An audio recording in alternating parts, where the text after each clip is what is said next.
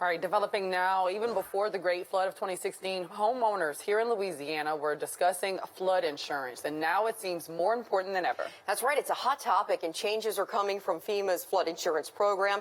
Joining us now to tell us all about it, Congressman Garret Graves. Congressman, welcome back to the show. Before we get into it, why don't you give viewers just a little flood insurance 101? Who has to have it, and why is it so important? Yeah, sure. So basically anybody that has a mortgage, for the most part, technically it's a government-backed mortgage, but most of us do. If you have a government-backed mortgage and you're in a flood zone, then you are required for the life of your mortgage to get flood insurance. And so, look, in some cases, this may be a few $100s a year. In some extreme cases right now, it may be a few $1,000s a year.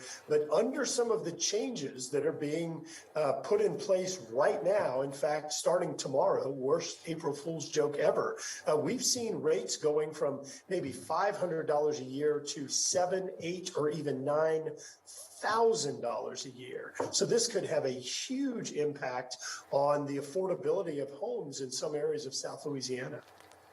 Okay, so what is happening in Congress that y'all are working on to help to keep those prices down? I know when we talked to Senator Cassidy, that's one of the things that y'all were working on to help provide some relief to homeowners here in Louisiana.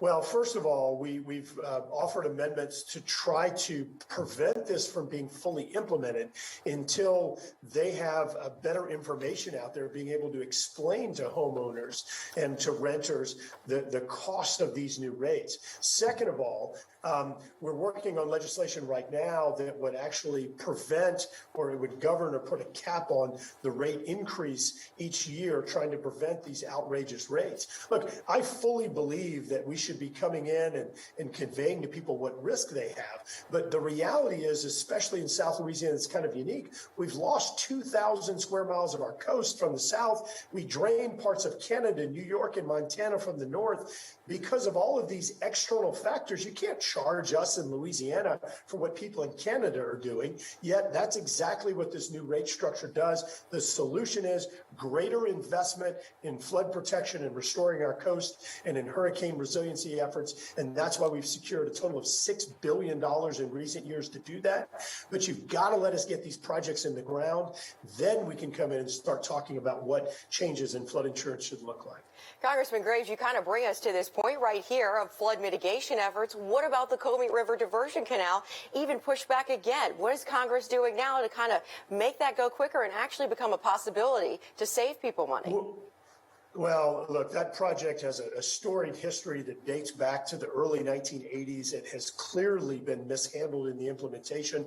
The hard part is normally trying to secure the funds. That's why that project was at a standstill for decades. We came in and secured nearly $400 million, every penny they told us that they needed, only to have them come back and say, well, we actually think we're going to have a problem again. We got them more money, well, in excess of $100 million in extra funds, and just said, get this thing done. The real estate issues, this gas pipeline issue, there were railroad issues, but this has been very poorly handled in the implementation side. The good news is that every penny to finish this project is in the bank today, and the way that the project's being implemented, there will be some progress in flood control even before the project's completed. So we're continuing to push the Corps of Engineers in the state to expedite implementation, but it is absolutely going way too slowly. Okay, Congressman Graves, so the big story today are these congressional maps, the House and Senate in Louisiana now overturning the governor's veto. He says that the maps do not accurately reflect Louisiana's changing population to reflect the 30% of minority voters in the state, and it would have created that 6th congressional district. What do you say about the lawsuit now heading into federal court? And it looks like the courts are going to have to decide. What's your reaction? Well, two things. I think, first of all, look, it's important that the voters know whose district they're in or which district they're in. I think you've got to give them transparency. And this whole thing about this thing being fought about for months and months and maybe even leading up to the election, people don't even know who their options are. I don't think that's appropriate. Secondly, one of the things I've been most disappointed about in this debate is how the entire thing has become racial. This suggestion that only white people can represent represent white people. Only black people can represent black people. I think while we still have work to do, we have become so far from that. But if we're going to devolve into that discussion, does that mean that we need half of our representatives women?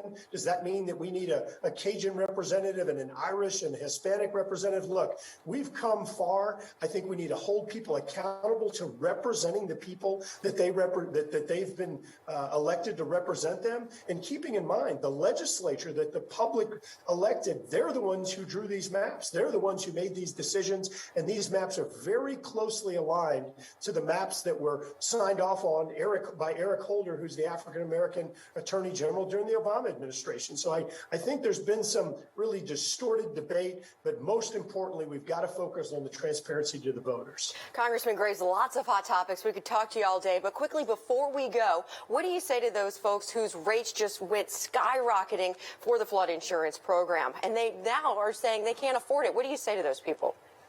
Well, what we say to them is that we've secured this $6 billion to get them better flood protection, that we're working on this legislation and amendments now to help corral or contain these rates or maybe even delay them while we continue building flood protection efforts. But the fact that these changes never even went through the Congress and these were bureaucratic decisions that were made under this administration, I think are really flawed. We've got to have more public participation. All right, Congressman Graves, thank you so much for joining us today, and thank you for your time. Have a good afternoon. Take care. Thank you. And to the viewers, we'll be right back after this.